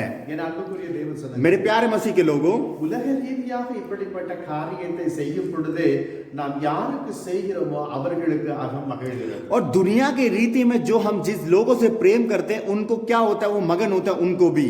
தேவனுடைய பிள்ளைகளாகிய நாம் परमेश्वर के लोग हम போதுமான அளவு தேவன் நம்மை துதிக்கத்தக்க வண்ணமான நிலை கொடுத்திருக்கும் பொழுது நாம் துதிக்கிறோமா? और क्या हम अच्छी तरह हमको परमेश्वर जो टाइम दे रखा है, क्या हम परमेश्वर के नाम की महिमा कर रहे हैं क्या? தேவனிடத்தில் பரலோகத்திலிருந்து பெற்றுக்கொண்ட பல நன்மைகளை நாம் நினைவு கூர்ந்து அவருக்கு நாம் ஸ்தோத்தரிக்கிறோமா? बहुत प्रकार की परमेश्वर हमारी भलाई को काम को करा जिंदगी भर तक, क्या हम उसको सोच कर धन्यवाद करते हैं क्या? ஐயோ பொழுது போகவில்லை, நான் என்ன செய்வேன் என்று மனதில் டென்ஷனோடு கூட தான் உலாத்திக் கொண்டிருக்கிறோம். यार मेरा तो पूरा दिन टाइम पास नहीं हो रहा, यार मैं क्या करूंगा, अपना आप को कुड़कड़ाते ही रहते हैं हम हरदम। தேவன் நமக்கு கொடுத்திருக்கிற தருணத்தை நாம் பிரயோஜனமாக்கிக் கொள்ள வேண்டும். जो परमेश्वर हम एक बहुत महत्वपूर्ण अच्छा समय दे रहेगा, हम उसके साथ उपयोग करना होगा அவரை பாடி பரவசப்படுத்த और வேண்டும். उसकी गीतों को गाकर गुणगान करना होगा அவருடைய வசனத்தை சிந்தையிலே வைத்து சிந்தித்துக் கொண்டிருக்க வேண்டும். और उनके वचन को हृदय में करके मन करना होगा।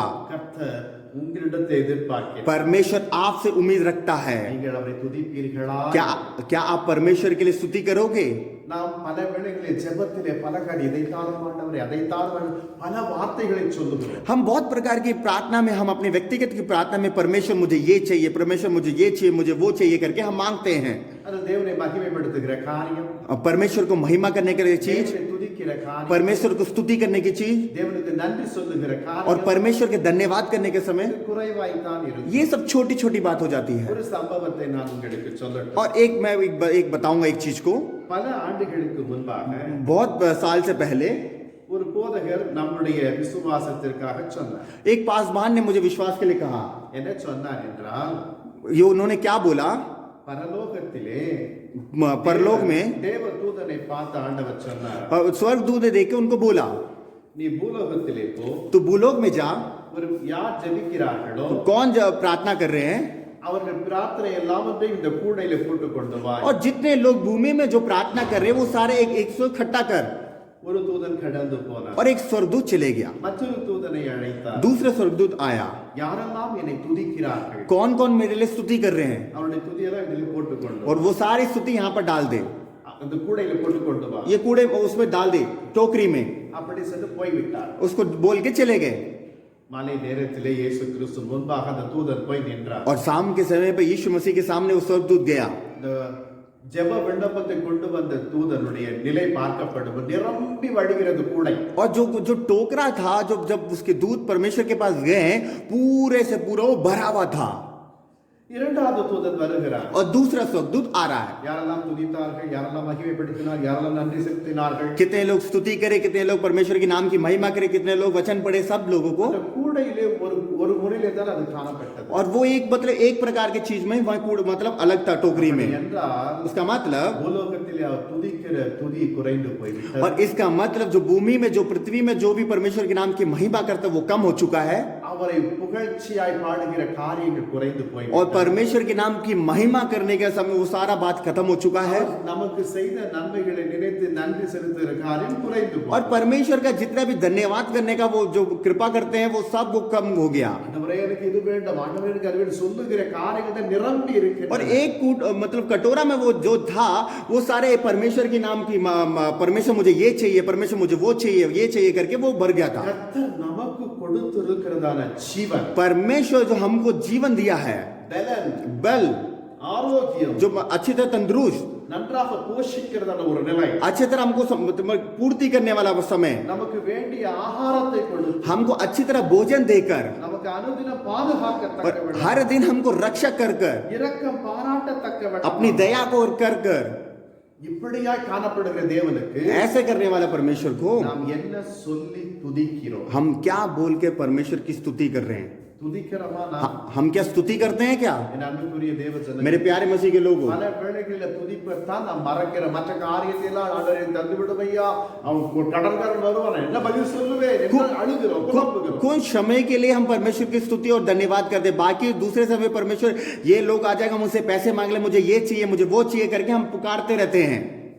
இந்த பூலோகத்திலே நாம் கர்த்தரை போற்றி துதித்தால்தான் इस पृथ्वी में परमेश्वर के नाम को महिमा करके स्तुति करके धन्यवाद करेंगे, तभी ही நித்தியத்திலும் அந்த காரியத்தை நாம் செய்யப்படும் பொழுது தேவனோடு கூட இணைந்து நாம் மகிழ்ச்சி அடைய முடியும். इसलिए नित्य में परमेश्वर के साथ हम मिलकर परमेश्वर के नाम की महिमा कर सकते हैं। हम பூமியிலே நமக்கு அவரை துதிக்கிற பல சந்தர்ப்பத்தை தேவன் நமக்கு கொடுத்திருக்கிறார். और पृथ्वी में परमेश्वर ने हर समय, हर प्रकार के समय को, टाइम को परमेश्वर ने आप लोगों को दे रखा है। ஒரு வசனத்தை வாசிக்க एक वचन को पढ़ेंगे।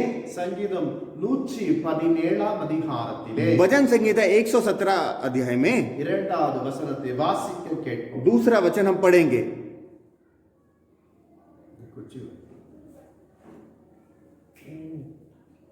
क्योंकि उसकी करुणा हमारे ऊपर प्रबल हुई है और यहोवा की सच्चाई सदा की है। यहोवा की स्तुति करो। ஹalleluya. हालेलुया। இந்த வார்த்தை பாருங்கள். ये वचन को देखिए, அவர் நம்மேல் வைத்த கிருபை उन्होंने हमको जो करुणा किया है பெரியது என்று வேதம் और சொல்லுகிறது. सब बहुत बड़ा है। கர்த்தருடைய உண்மை என்றென்றைக்கும் और காணப்படுகிறது. परमेश्वर की सच्चाई हमारे हर दम हमारे साथ रहती है। நீதிமான்களே, ये धर्मी கர்த்தருக்குள் களிகூருங்கள். परमेश्वर के साथ मगन रहिए। துதி செய்வது तुझी स्तुति करना செம்மையானவர்களுக்கு தகும் என்று வேதம் और சொல்லுகிறது. बहुत हराने की चीजों को परमेश्वर वो देता है करके परमेश्वर बोलते हैं। சங்கீதம் 33ஆம் அதிகாரத்திலே भजन संहिता 33वां अध्याय में முதலாவது வார்த்தை சொல்லுகிறது. पहला वचन कहता है, தேவன் அதற்காகத்தான் நம்மை சிருஷ்டித்திருக்கிறார். परमेश्वर ने इसलिए हमको उत्पन्न किया है। சிருஷ்டிக்கப்படுகிற ஒவ்வொரு ஜனமும் என்னை துதிக்கும் என்று அவர் நம்மிடத்தில் எதிர்பார்க்கிறார். जितने लोगों ने परमेश्वर ने अपने स्वरूप से बना रखा है, हर लोग परमेश्वर की स्तुति और महिमा करेंगे। அன்புக்குரிய தேவ ஜனங்களே, मेरे प्यारे मसीह के लोगों, எசேக்கியா ராஜாவுடைய வாழ்க்கையை நீங்க நன்கு அறிந்திருக்கிறீர்கள். और एसेकियेल राजा के बारे में आप अच्छी तरह जानते हो। அவர் மரணத்திற்கு ஏதுவாய் வியாதிப்பட்டு போயிருந்தார். वो मृत्यु के पास वो चले गए थे, वो मृत्यु के समय हो चुका था उनका। கர்த்தர் மனம் இறங்கி அவருடைய ஜெபத்தை கேட்டார் என்று பார்க்கிறோம். और परमेश्वर ने अपनी दया को दिखाकर परमेश्वर ने उनको चंगा करने के लिए कोशिश किया। அது எந்த நிலை? நீ மரித்து போக போகிறாய். वो कौन सा स्थिति? वो मरने वाला है। அந்த நிலைகளிலே उस स्थिति में எசேக்கியா ஒரே ஒரு வார்த்தை சொல்லுகிறார். एसेकियेल ने एक ही बात को बोला, ஆண்டவரே, நான் செய்த நன்மைகளை நினைத்தருளும். परमेश्वर जो मैंने भलाई के काम को किया वो जरा सोच के देखिए। ஆண்டவர் நினைத்தருளினார். परमेश्वर ने देखा 15 ஆண்டுகள் கூட்டி கொடுத்தார். और 15 साल और उसने बढ़ा दिया परमेश्वर ने। நான் நினைத்தேன், मैंने सोचा, நான் செய்த நன்மைகளை நினைந்தருளும் என்று ஒரே ஒரு வார்த்தை தான் அவன் சொன்னான். यार उन्होंने एक ही बात को करा, जो मैंने भलाई के जो काम को किया जरा याद कर। அப்படி என்றால் इसका मतलब அவன் என்ன நன்மை செய்திருப்பான்? उन्होंने क्या भलाई के काम को किया है? தேவனை அதிகமாய் துதித்திருப்பான். परमेश्वर ने हर दम परमेश्वर की स्तुति करा होगा, ज्यादा से ज्यादा। அதிகமாய் மகிமைப்படுத்தி இருப்பான். परमेश्वर के हर दम ज्यादा से ज्यादा महिमा किया होगा। தனக்கு செய்த நன்மைகளை நினைத்து நினைத்து நன்றி சொல்லி இருப்பான். और जितने परमेश्वर ने उसके लिए भलाई के काम को किया उसका हर दम बोल बोल के अंगीकार करके परमेश्वर की स्तुति और महिमा करता रहा। இந்த ஒரு நல்ல கிரியை தான் அவன் செய்தான். ये छोटे से काम ही उसने किया है। ஹalleluya. हालेलुया। நீங்கள் துதிக்கிறீர்களா? क्या आप स्तुति करते हो? क्या நீங்கள் மகிமைப்படுத்துகிறீர்களா? क्या आप महिमा करते हो? क्या நீங்கள் நன்றி சொல்லுகிறீர்களா? आप क्या परमेश्वर का धन्यवाद करते हो? क्या இல்லவே இல்லை. नहीं, कभी नहीं। மாதத்தில் ஒரு முறை நாம் இந்த நன்றி கூட்டத்தை வைக்கிறோம். हम अब हर दम महीने में एक बार हम धन्यवाद की प्रार्थना रखते हैं। எத்தனை பேர் வருவார்கள்? कितने लोग आते हैं? 2 அல்லது 3 பேர். 2 या 3। ஏன்னா இயேசு கிறிஸ்து அந்த நாட்டிலே சொல்லி இருக்கிறார். यीशु मसीह ने पहले ही बोल रखा है, 2 அல்லது 3 பேர் கூடுகிற இடத்துல நான் இருப்பேன். जहां पर 1 या 2 इकट्ठे होते हैं वहां पर मैं मौजूद होता हूं। இதிலிருந்து தெரிகிறதா, தேவன் செய்கிற நன்மைகளை நாம் நினைப்பதும் இல்லை, அவருக்கு நன்றி செலுத்துவதும் இல்லை. इसी में पता चल रहा है हम परमेश्वर के नाम की महिमा भी नहीं करते, ना परमेश्वर के नाम के धन्यवाद करते, ना स्तुति करते हैं। இசைக்கு அந்த காரியத்தை செய்ததினால் 15 ஆண்டுகள் அவனுடைய ஜீவன் கொடுக்கப்பட்டது. इसलिए एसेकियेल ने राजा ने ऐसे क्रिया को किया, इसलिए उसको 15 साल की आयु बढ़ा दी। இசைக்கியா ராஜாவுடைய உள்ளம் அகமகிழ்ந்தது. और उसका एसेकियेल के अपने मन पूरे से पूरा खुशी से भर गया, मगन हो गया। கர்த்தரை ஆவியோடும் உண்மையோடும் ஸ்தோத்தரிக்க ஆரம்பித்திருப்பான். और परमेश्वर की आत्मा से, स्तुति से, महिमा से लगातार परमेश्वर से प्रसन्न कर रहा होगा। என்று நான் செய்கிறது போல ऐसे हम कर रहे हैं। உயிரோடு கூட இருக்கிறவன், जो जिंदा है, உயிரோடு கூட இருக்கிறவனே உம்மை துதிப்பான். जो जिंदा है वो ही परमेश्वर के नाम की महिमा करेगा। தகப்பன் பிள்ளைகளுக்கு தமது சத்தியத்தை தெரிவிப்பான். और एक पिता अपने बेटे को परमेश्वर की सच्चाई की बात में वो बताएगा। கர்த்தர் என்னை ரட்சிக்க வந்தார். परमेश्वर ने मुझे उद्धार किया है, ஆகையால் எங்கள் ஜீவனுள்ள நாளெல்லாம் इसलिए अपने जीवन भर जितने भी दिन हैं கர்த்தருடைய ஆலயத்திலே परमेश्वर के भवन में கீத வாத்தியங்களை வாசித்து பாடுவேன் और परमेश्वर की स्तुति के साथ गीत को गाकर मैं मगन होऊंगा। என்று ஏசாயாவின் புத்தகத்திலே நாம் வாசிக்கிறோம். यहाँ पर एसाया की पुस्तक में हम पढ़ेंगे तो ஏசாயாவின் புத்தகத்திலே एसाया की पुस्तक 38ஆம் அதிகாரத்திலே 38 वचन 19 19 20 20 வீட்டிலே போய் வாசிப்போம். घर पे देखिए, पढ़ के देखिए। என் அன்புக்குரிய தேவ मेरे प्यारे मसीह के लोगों, கர்த்தரை துதிப்பது, परमेश्वर को स्तुति करना, கர்த்தரை ஸ்தோத்தரிப்பது परमेश्वर की स्तुति करना இன்பமானது என்று வேதம் और बहुत சொல்லுகிறது. एक मगन की बात होता है। அது தகுதியானது என்று நாம் நினைக்க வேண்டும். वो उसे प्रयोजन की बात है, हमको अच्छी तरह पता होना चाहिए। எவன் ஒருவன் துதிக்க கற்றுக்கொண்டிருக்கிறானோ, जितने लोग परमेश्वर की स्तुति महिमा करना सीख रखा है, அவருடைய காரியங்கள் எல்லாம் ஜெயமாய் மாறும். और वो सब लोग उसकी जो भी उसकी चिंता हो, जो भी है, परमेश्वर महिमा में बदलेगा, ஜெயமாய் வெற்றியாய் மாறும். एक खुशी और एक जय में पात्र बनेगा। 2 நாளாகம புத்தகத்திலே दूसरा इतिहास की पुस्तक 20ஆம் அதிகாரத்தில் 20वां अध्याय 22வது வசனம் சொல்லுகிறது. 22वां वचन कहता है, இரண்டுக்குரிய தேவஜனங்களே, मेरे प्यारे मसीह के लोगों, சங்கீதம் 147:1 பார்க்கும் பொழுது और भजन संगीता 147 के ए पहला वचन पे पढ़ेंगे तो துதித்தலே இன்பம் உண்டு என்று. स्तुति करना ही मेरे लिए खुशी की बात है, मगन की बात है। துதித்தலினாலே स्तुति करना ஆவிக்குரிய வஸ்திரம் நமக்கு கிடைக்கும். पवित्र आत्मा का एक वस्त्र मिल जाता है। ஹalleluya. हालेलुया। துதியின் வஸ்திரம் கிடைக்கும். स्तुति का वस्त्र। ஏசாயாவின் புத்தகத்தில் ईसाई की पुस्तक 61ஆம் அதிகாரம் 61 के अध्याय में 3வது வசனம் तीसरा वचन कह रहा है, இதெல்லாம் நான் வாசிப்பதோடு கூட விட்டுவிடக்கூடாது. ये सब आप वचन तो लिख रहे हो, इस वैसे ही मत रह जाना। இன்னைக்கு உங்களுக்கு சொல்லுகிற இந்த காரியத்தை இதோடு கூட நீங்கள் முடித்தது என்று நினைத்து விடக்கூடாது. आज मैं आपको बता रहा हूं तो ऐसे ही इसलिए मत छोड़ देना। நீங்கள் ஜெபிக்காவிட்டாலும் பரவாயில்லை. आप प्रार्थना भी नहीं करोगे तो कोई बात नहीं, கர்த்தரை துதியுங்கள். परमेश्वर को स्तुति करिए, கர்த்தரை துதியுங்கள். परमेश्वर को स्तुति करिए துதித்துக் கொண்டே और இருங்கள். परमेश्वर को स्तुति करते ही रहिए। ஹalleluya. हालेलुया, ஹalleluya. हालेलुया। தமிழ்ல ஒரு நல்ல பாடல் உண்டு. और तमिल में एक बहुत खूबसूरत एक गाना है, ஹalleluya. நான் முழுதுவாய் பாட மாட்டேன், கொஞ்சமாய் பாடுறேன். मैं पूरा नहीं गाऊंगा, मैं मतलब थोड़ा सा गाऊंगा। ஹalleluya. हालेलुया। தேவனை துதிப்பதும் கீர்த்தனம் பண்ணுகிறதும் நல்லது.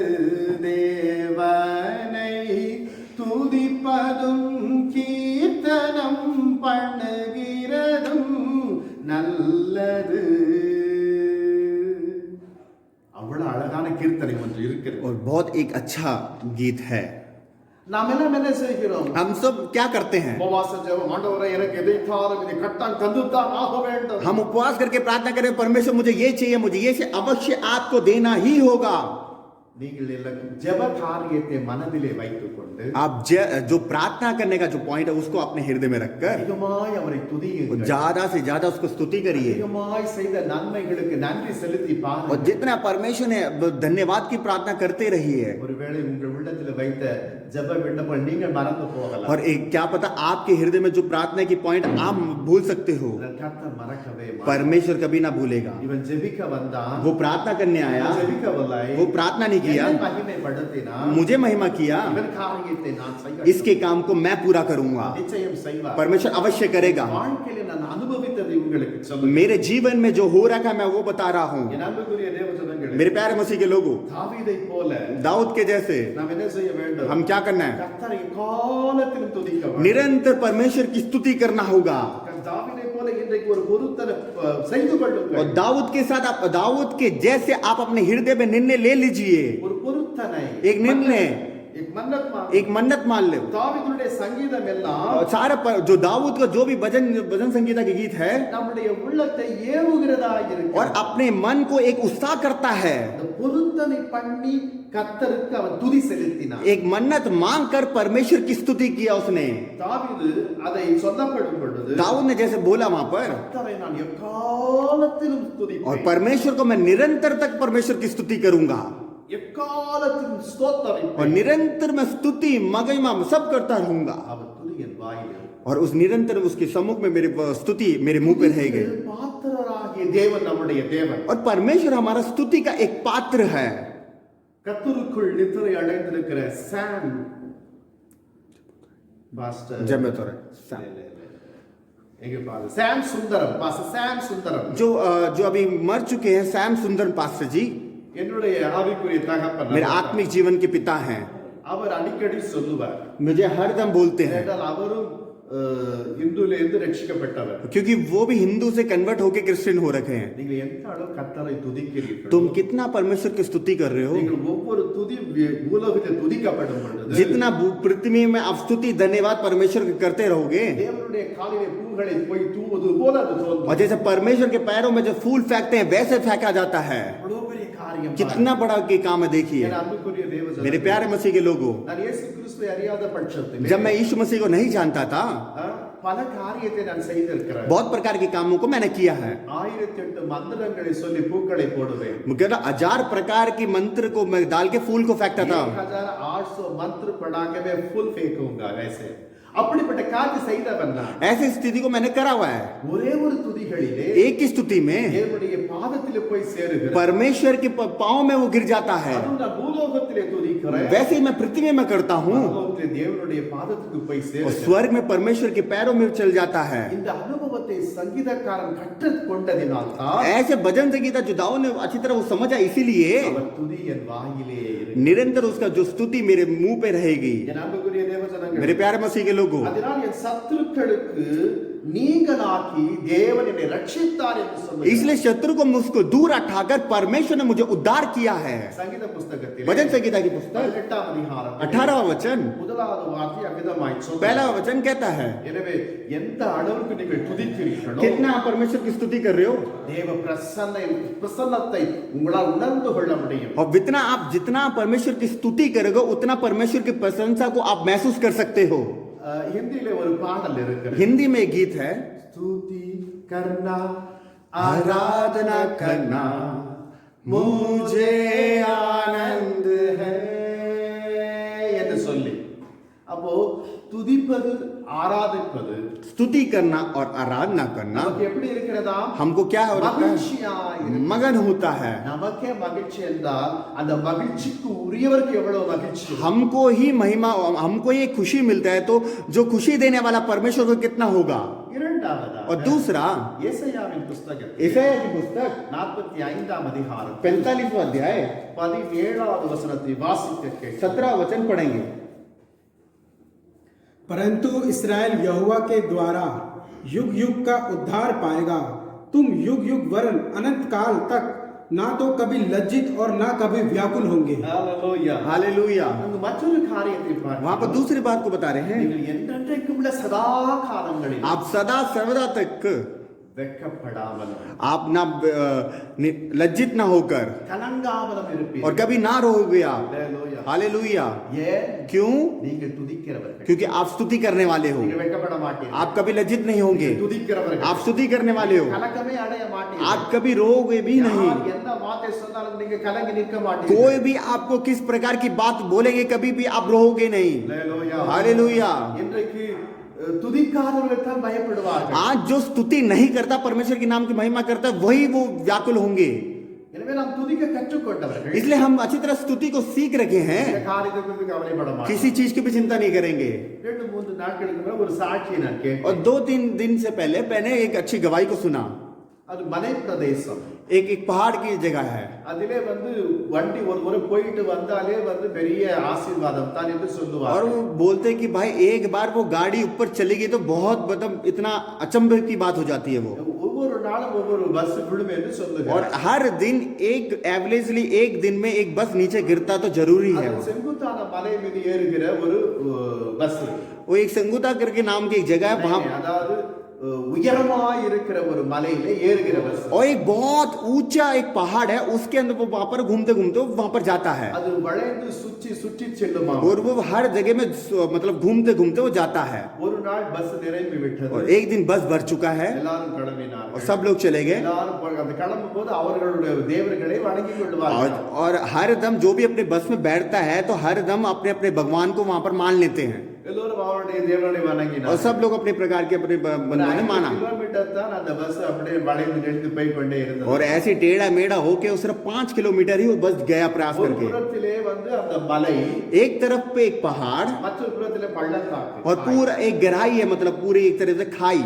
அந்த வண்டி கொஞ்சம் இப்படி ஸ்லிப் ஆன நேர கீழே தான் விழும். और थोड़ा सा स्लिप हो गया तो सीधा नीचे जाएगा. அங்க வருகிற ஜனங்கள் எல்லாம் வச்சு எல்லோரும் ஒரு பயத்தோடு கூட உட்கார்ந்து और एक पूरे डर के साथ वो लोग वहां पर जा रहे थे. ஒரு சிறிய மகள் மாத்திரம் சிரித்துக் கொண்டே உட்கார்ந்திருக்கிறார். और एक छोटी सी लड़की थी वहां पर, वो मतलब मुस्कुराहट के साथ बैठी हुई थी.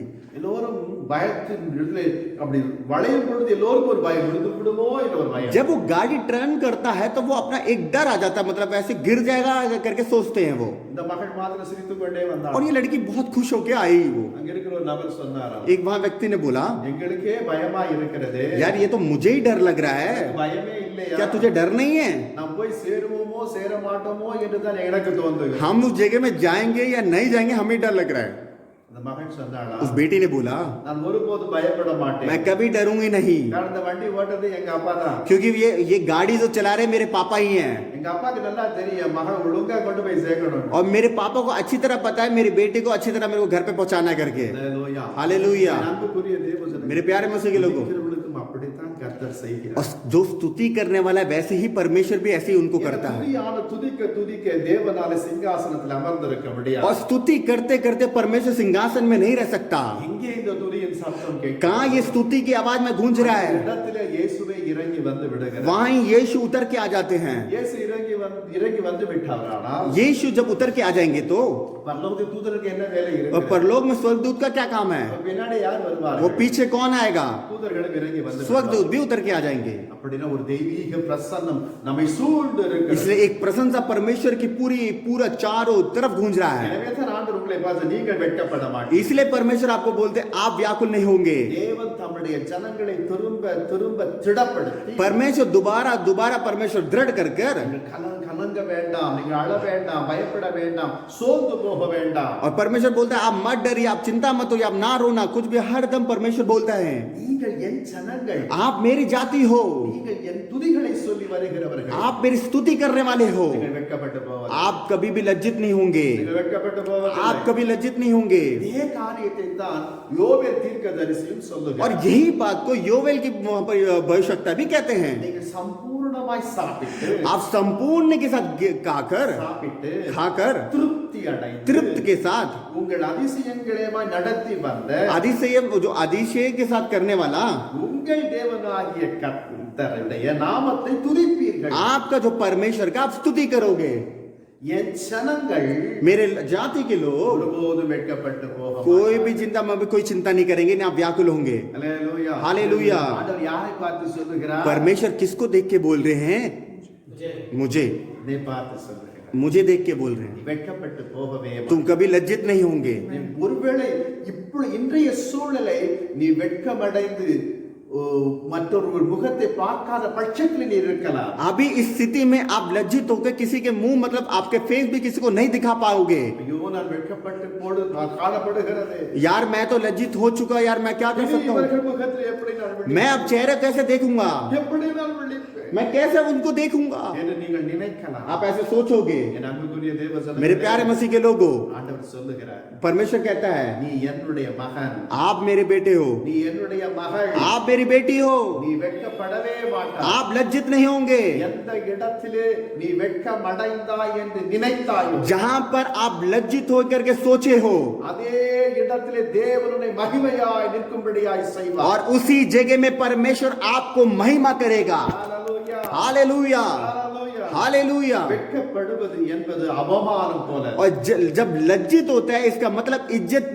इज्जत ही नहीं है हमारा. புறஜாதிகள் மத்தியிலே எனக்கு ஒரு அவமான சின்னமாய் மாறி यार अन्य जाति के सामने मेरे को वहां पर अपमान हो चुका है. தேவன் தலை குனிந்துதான போகவே. यार मेरा तो सर झुक चुका है. எதிர்பார்த்த விளைவுகள் கிடைக்காததினாலே जितना मैं सोच रहा था मुझे नहीं मिल पाया. நம்பிக்கை இல்லாமல் ஜீவித்துக் கொண்டிருக்கிறேன். मैं मतलब भरोसे के साथ नहीं जी रहा था. நிந்தையும் அவமானத்தையும் मुझे निंदा ही मेरे को मतलब बेइज्जती ही. இப்பொழுது இருக்கிற சூழ்நிலை கட்டாயமாய் சுமக்க வேண்டியதாய் இருக்கு. अभी जो मेरे स्थिति चल रही है वो सारा मुझे बोझ सहना पड़ रहा है. यार मैं लज्जित हो चुका हूँ, வெளியில தலை காட்ட முடியாது. मैं अपनी शक्ल नहीं दिखा सकता बाहर. ஒருவேளை நீங்க இங்கு வந்திருக்கலாம், ऐसी स्थिति में आप इस समय पर होंगे, அல்லது இந்த வீடியோவின் வாயிலாக நீங்க கேட்டுக்கொண்டிருக்கலாம். नहीं तो आप इस वीडियो के रूप में आप देख रहे होंगे. என் அன்புக்குரிய சகோதரனே சகோதரி, मेरे प्यारे मसीह के लोग, भाई और बहन, யாராயிருந்தாலும் आप कोई भी ना हो, வெட்கப்பட்டு போவதில்லை. आप लज्जित नहीं होंगे. கர்த்தருடைய வார்த்தை உங்களுக்கு நேராய் கடந்து வரும். परमेश्वर का वचन आपके पास सीधा आ रहा है. என்றைக்கு आज தேவன் சொல்லுகிற ஆலோசனை படி நடந்து கொள். परमेश्वर जैसे बोलते हैं वैसे आपको करो. கர்த்தர் உன்னை கொண்டு பெரிய காரியம் परमेश्वर आपके जरिए बहुत से बड़े बड़े अद्भुत काम को करेगा, உன் தேவனாகிய கர்த்தர் क्योंकि आपका परमेश्वर உன்னோடு கூட இருக்கிறபடியா आपके साथ जो है, நீ ஒரு நாளும் வெட்கப்பட்டு போக மாட்டாய். आप कभी भी लज्जित नहीं होंगे என் பிள்ளையை நான் ஒரு நாள் வெட்கப்படும்படியாக நிலை நிறுத்தவே மாட்டேன். और कभी भी मैं अपने बेटे को कभी भी लज्जित नहीं करूंगा।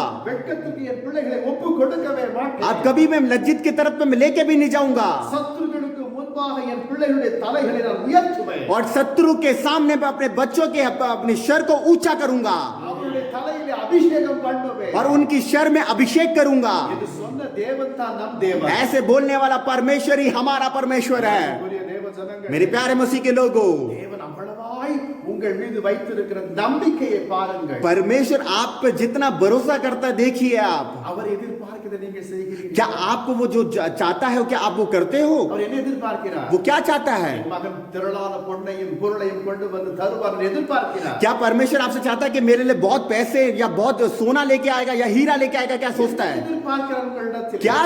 क्या आपसे वो मांगता है? என்ன எதிர்பார்க்கிறார்? क्या मांगता है? पवित्र लोगों बोलो। அவர் எதிர்பார்க்கிற சின்ன காரியம் தான். वो सिर्फ छोटी बात मानता है। உங்களுடைய வாயிலிருந்து வருகிற துதியினுடைய आपके मुंह से जो बात निकले स्तुति प्रशंसा महिमा ही मांगता है। இன்றைக்கு சிந்தித்து பாருங்க, ஜெபத்திலே எவ்வளவு நீங்க தேவனை துதிக்கிறீங்க. आज जरा सोच के देखिए, आप अपने व्यक्तिगत जीवन में प्रार्थना में कितना परमेश्वर की स्तुति करोगे, எவ்வளவு நன்றி செலுத்துகிறீங்க, कितना धन्यवाद करते हो, எவ்வளவாய் தேவனை மகிமைப்படுத்துகிறீங்க. कितना परमेश्वर की महिमा कर रहे हो। இன்றைக்கு நீங்க சிந்தித்து பார்த்தா உங்களுக்கு விளங்கும். आज आप इसको देखो तो आप अपने आप को जांच के लिए, அது குறைவாய்த்தான் இருக்கும். वो छोटा ही रहेगा। ஆனா ஜெப விண்ணப்பங்கள் எல்லாம் பெரிய லிஸ்டாய் வரும். और प्रार्थना का जो विनती आपके जीवन में क्या क्या चाहिए वो तो बहुत बड़ा लिस्ट हो जाएगा। அன்புக்குரிய தேவ ஜனங்கள், मेरे प्यारे मसीह के लोगों, இன்றைய சூழ்நிலை உனக்கு ஒருவேளை தோல்வியை போல தோன்றலாம். आपकी स्थिति आज हारावा समान होगा கர்த்தர் தீவிரமாய் உன் பட்சத்தில் வந்து और परमेश्वर शीघ्र तुम्हारे पास आकर உன்னை மீண்டும் தூக்கி எடுத்து நிலை நிறுத்துவார். दोबारा परमेश्वर आपको खड़ा करेगा। இன்றைக்கு ஒருவேளை நீ கடனிலே இருக்கலாம், अभी आप उधार में रह सकते हो, சரீர பலவீனத்திலே இருக்கலாம், शरीर में आप दुर्बलता में रहोगे। ஐயோ கடன் பெருகிக் கொண்டே போகுது, यार मेरे को उधार तो बढ़ते ही जा रहा है, ஏற்கனவே வாங்கின கடன் கொடுக்க முடியவில்லை. यार जो मेरे को जो पैसा था मेरे को वो उधार नहीं दे पा रहा, அவர் என்ன சொல்லுவார் என்று தெரியவில்லை. वो मुझे देख के क्या करेगा मुझे नहीं पता। போய் விடுவேனோ, मैं तो लज्जित हो जाऊंगा क्या?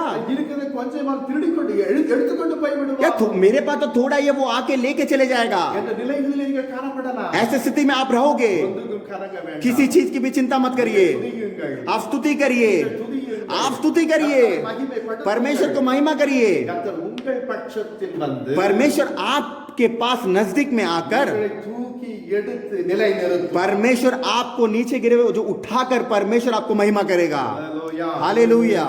ஒரு நாள் தேவன் உங்களை வெட்கப்படுத்தும்படியாக கைவிட்டு விட மாட்டார். कभी भी परमेश्वर आपको लज्जित नहीं करेगा एक दिन भी। நீங்க எவ்வளவு கடனிலே மூழ்கி आप இருந்தாலும் कितना भी उधार के समय पे होंगे எடுத்து விட அவரால கூடும். वो सारा निकालने का परमेश्वर से हो।